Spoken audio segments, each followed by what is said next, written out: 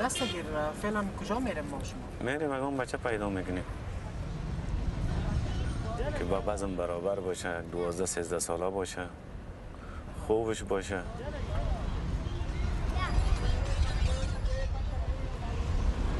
باز شوانه هم که تیمو شما میباشه. بله ها.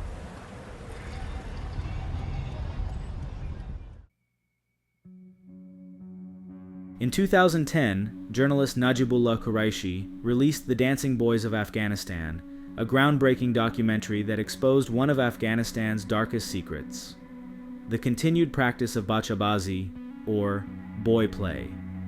Produced in collaboration with Jamie Dorn and aired internationally through PBS's series Frontline, the film ran just under an hour but packed immense moral and political weight. It revealed a system in which poor boys are purchased or coerced into becoming dancing boys, forced to perform in female attire at private gatherings. By gaining unprecedented access to both perpetrators and victims, the documentary shattered a long-held silence and transformed whispered rumors into an undeniable human rights crisis. The film is both journalistic investigation and human portrait. It documents how poverty, social breakdown, and the aftershocks of decades of conflict allow a centuries-old custom to be corrupted into a contemporary market in child abuse. By centering the voices and faces of the victims and exposing the complicity of local elites, the documentary performed an essential role in moving the issue from rumor and rumor-laden anecdotes into sustained international scrutiny.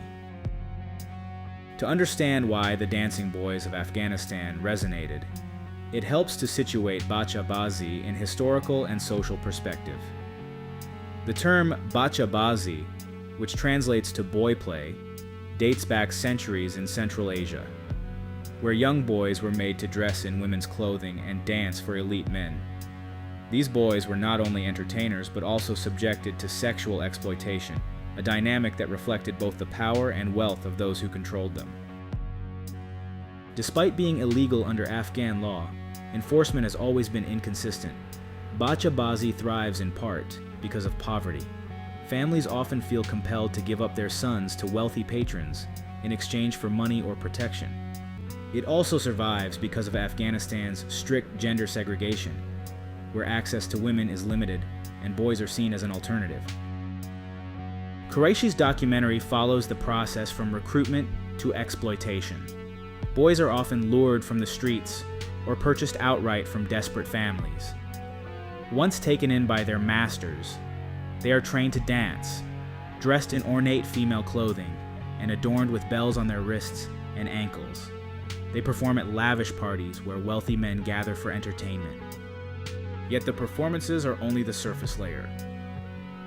After the parties, the boys are routinely subjected to sexual abuse, with owners expecting submission as part of their ownership. The documentary presents first-hand testimony from boys who describe the violence and fear they endure. Some recount severe beatings when they displease their masters. One chilling quote from a boy captures the pervasive danger. "If they stray, they get killed. If you don't please them, they beat you and people get killed." The haunting words underscore the constant threat that hangs over the lives of these children.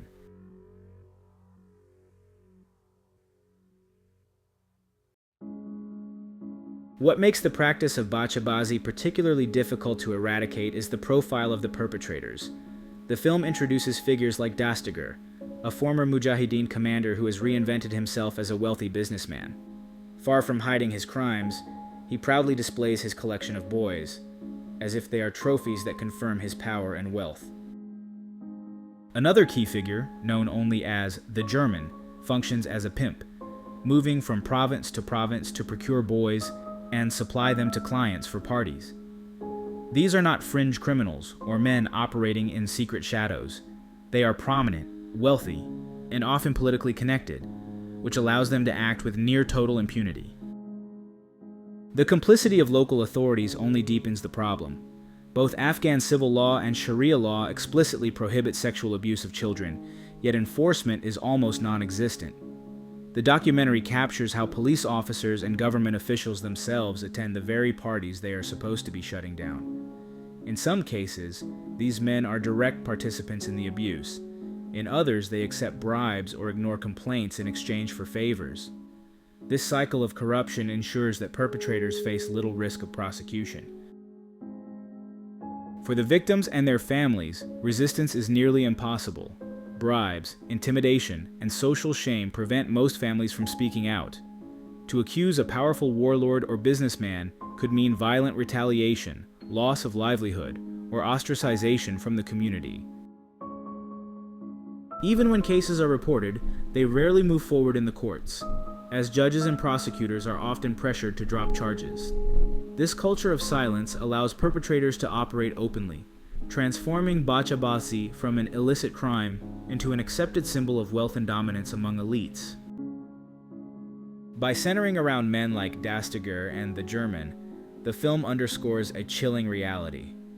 Bachabazi is not sustained by isolated individuals, but by networks of power that stretch into Afghanistan's political, military, and social hierarchies. As long as the perpetrators remain untouchable, the cycle of abuse is destined to continue.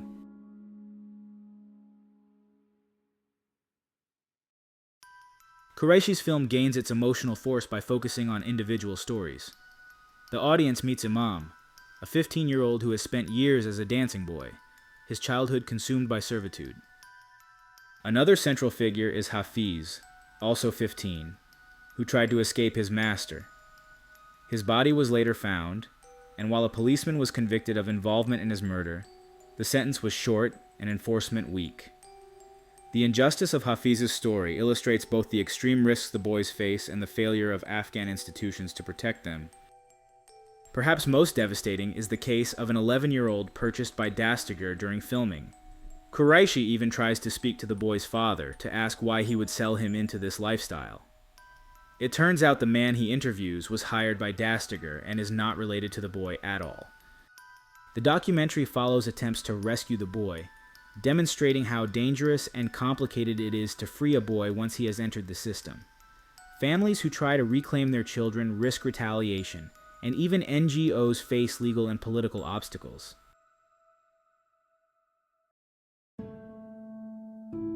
Filming the Dancing Boys of Afghanistan was a dangerous endeavor. Quraishi gained trust by posing as a filmmaker documenting cultural traditions, gaining access to men who would otherwise never appear on camera.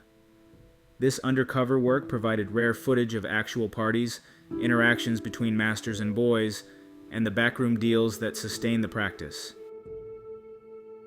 At the same time, the film is careful not to sensationalize. It avoids graphic images, instead focusing on interviews, testimonies, and contextual evidence. This ethical restraint ensures the boy's dignity is preserved while still exposing the abuse. When the film aired in 2010, it sparked international outrage. Human rights groups cited it in campaigns to pressure the Afghan government to enforce anti-Bachabazi laws. Policymakers and military leaders were forced to confront the uncomfortable reality that some of their local allies in Afghanistan were complicit in child exploitation.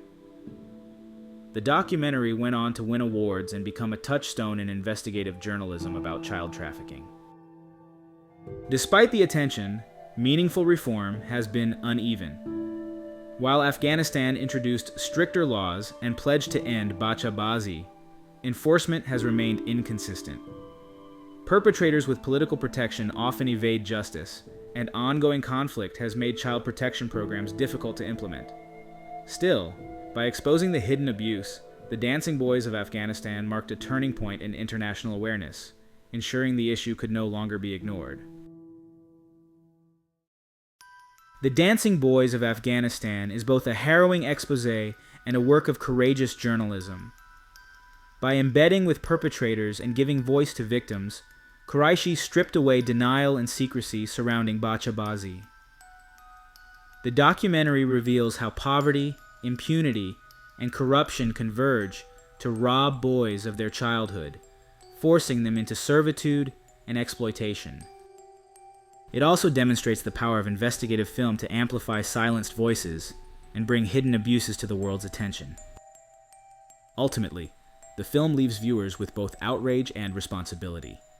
Outrage at the suffering of children treated as property, and responsibility to ensure exposure, leads to protection, justice, and change. It remains one of the most disturbing yet vital documentaries of the 21st century. An urgent reminder that the exploitation of children is not just a hidden Afghan problem, but a global human rights crisis demanding action.